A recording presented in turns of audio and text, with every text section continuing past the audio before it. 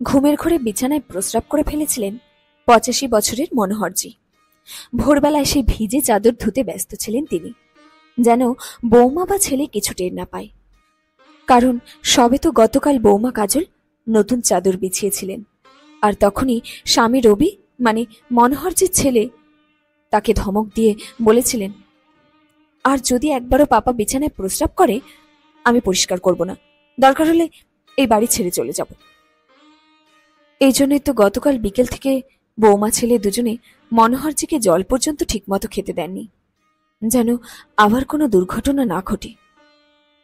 মনোহরজি কিডনির অসুখে ভুগছেন। কখনো কখনো এমন হয়ে যায় নিজেকে খুব ছোট মনে হয় তার। কিন্তু আজ তো সুযোগও ছিল।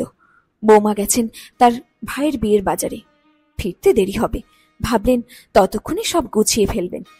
চাদর বাথরুমে নিয়ে গিয়ে ধুতে শুরু করলেন। গা হাত পা কাঁপছিল, নিঃশ্বাস ভারী হয়ে উঠছিল। হঠাৎ চোখ তুলে দেখেন ছেলে রবি আর বৌমা দরজার কাছে দাঁড়িয়ে। কাপা গলায় বললেন, বৌমা, আর হবে না, ধুয়ে ফেলেছি আমি। রবি এগিয়ে এসে বাবাকে চেয়ারে বসিয়ে দিলেন। বৌমা ক্ষুব্ধ হয়ে বললেন, দেখো, আবার তোমার বাবা বিছানায় প্রস্রাব করলেন, কি বিশ্রী গন্ধ, হাসপাতালে ভর্তি করাও একে। কিন্তু তার আগেই রবি বলে উঠল, তুমি চাইলে তোমার বাপের বাড়ি চলে যেতে পারো, কিন্তু আমি কিভাবে তাকে ফেলে দিই, যিনি আমার গায়ে পটি হয়ে গেলে আমার প্যান্ট পরিষ্কার করতেন। তোমার জানা আছে, যেদিন বাবা তার সম্মাননা অনুষ্ঠানে যাচ্ছিলেন আমি তার ইউনিফর্মে টয়লেট করে দিয়েছিলাম। একটাও শব্দ না করে হাসি মুখে সেটা ধুয়ে আবার চলেও গিয়েছিলেন। চলো পাপা, একদম ভিজে গেছো তুমি, ঠান্ডা লেগে যাবে যে, আমি চা বানাচ্ছি তোমার জন্য।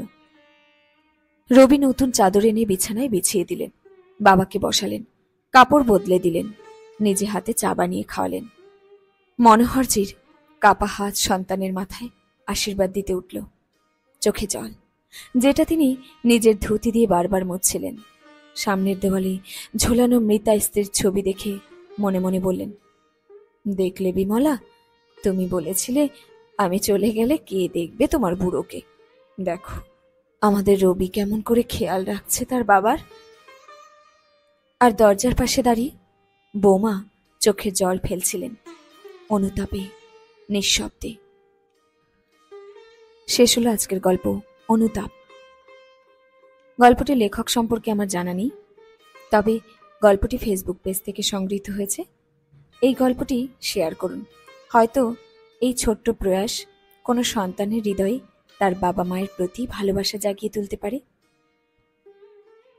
সবাই ভালো থাকুন, সুস্থ থাকুন, বাস্তব ছোঁয়া চ্যানেলের পাশে থাকবেন।